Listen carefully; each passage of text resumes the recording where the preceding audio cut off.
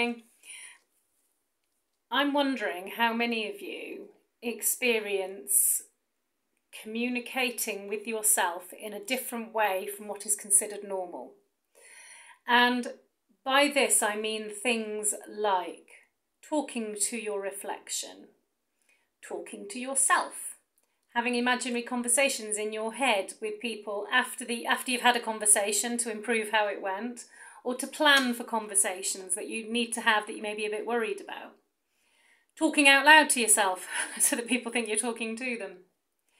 Hearing, like hallucinations, almost hearing voices in your head when you're having a conversation. What might be considered visual hallucinations. So, for example, when you're talking to someone and you get like an image or colours or some kind of flash in front of you. And in many cases, this can give you extra information about that person, maybe things they haven't disclosed yet. I remember a very, very long time ago, I was working with a woman who did not have very good self-image. And for a split second when she was talking to me, she looked like a goblin. And I remember at the time I was a little bit freaked out about it, but thankfully I had an excellent boss, an excellent supervisor. And we talked about how some people's brains process information differently and give you that information differently. So for some people, you might have a gut instinct about someone. You just know something. For me, I see it visually. And a couple of sessions after I'd had this image, she disclosed to me that sometimes when she looked in a mirror, she saw something that resembled a monster. And so somehow my body, my brain had taken this information and shared it with me in a visual format.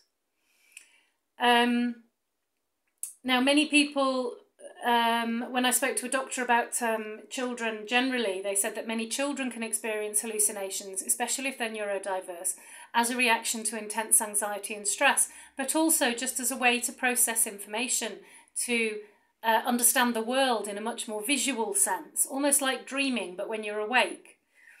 And I think it's really important for us as parents and therapists to be aware of the difference between a hallucination that may be born out of psychosis or some serious mental health disorder and a hallucination that is simply a different type of brain's way of communicating or processing information from the world around them. This is obviously very challenging, and if you don't have medical training, it's not necessarily something you can do yourself, but you can talk to your child, ask them about what they're seeing, ask them if they know that this isn't real, because often, you know, some hallucinations we don't know they're real, we think they're real. I say we, I'm talking about the general population, people who hallucinate. But for other people, when they see something, like certainly whenever I've seen anything, I know it's not real. I know it's my brain's way of just processing information. So you can talk to your child about what they're seeing. See if they can make friends with what they're seeing. Childhood fears can be enormously powerful in terms of how they're represented with the brain. So, for example, if children think there are monsters under bed, they can truly hear them and see them, but they're not there. And telling a child they're not there is not going to reassure them, because to them they are really, really real. And a fantastic technique that one of my old bosses told me about very, very long time ago was, if you have a child who's scared of the monster under the bed, don't tell them that that monster doesn't exist. Ask them about the monster. See what the monster looks like, what colour it is, what shape it is, whether it's furry or feathery or smooth. Whether it's got a name that they're aware of, whether they've ever tried talking to it, whether maybe they could consider asking it what it wants, whether they can help it. Is it lonely? Is it looking to make a friend?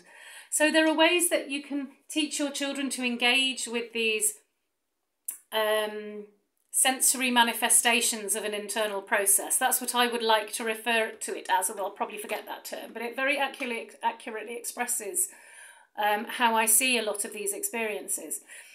I just want to finish by saying I am not a psychiatrist. I do not have medical training. So if you are concerned that your child is hallucinating, you must speak to a medical professional and get support from a doctor. If they are not concerned about it, then you can start to use slightly more creative ways to help your child engage with these sensory manifestations that they're experiencing, so that they're not afraid of them and so that they can utilise them simply as another tool to understanding the world around them or to managing their fears and anxieties. They can be really powerful powerful communications from your own body, your own mind, your own feelings, if you use them creatively. So I hope this helps, and as always, speak to a doctor if you're worried.